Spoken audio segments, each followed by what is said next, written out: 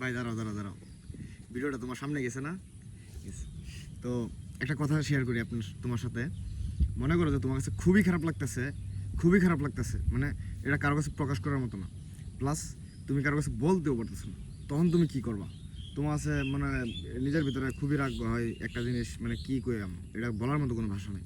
তখন তুমি একটা কাজ করবা, কি জানো? দেখবা যে মানে মাথায় ভাববা যে কোন জায়গাটা খোলামেলা আছে, যে একা বসে থাকা যায়, ওই জায়গায় তুমি যাবা, ঠিক আমার মতো। যাওয়ার পরে নিজের সবগুলা কষ্ট ভিডিও করবা আমার মতো বসে। এই যে দেখো আমি কিন্তু একা এনে বসে সবগুলো ভিডিও করতেছি।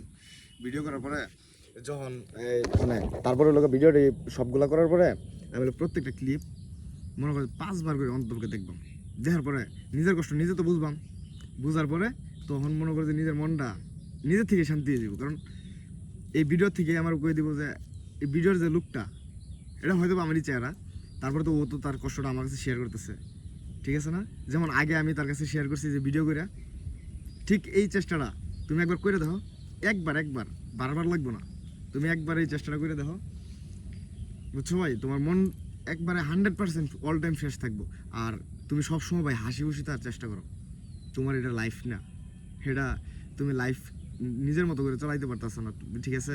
তোমার অন্য কেউ চালাইতেছে, তুমি নিজের মতো করে চলার চেষ্টা করো ভাই, বুঝছো? কথাগুলা কেমন লাগছে জানি না, আর বুঝাইতে পারছি কতটুকু এটা আমি জানি না, তবে আমার কাছে যেটা ভালো লাগে আমি ওটাই এনে শেয়ার করতেছি, ঠিক আছে? তুমি এটা একবার হলেও চেষ্টা করে দেখো। যদি আমি তোমার যে টপিক মানে যে ইটা দিছি, টিক্সটা দিছি, তুমি এটা ইউজ করে দেখো।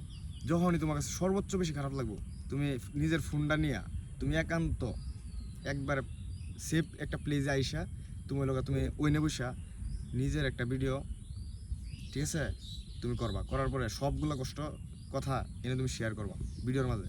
শেয়ার করে তখন তুমি এই ভিডিওগুলাই কমসে কম একবার করে হইলেও দেখো, তোমার কাছে সত্যি অনেক ভালো লাগবে, বুঝছো? ঠিক আছে ভাই, যদি ভালো লাগে তুমি বইলো আমারে।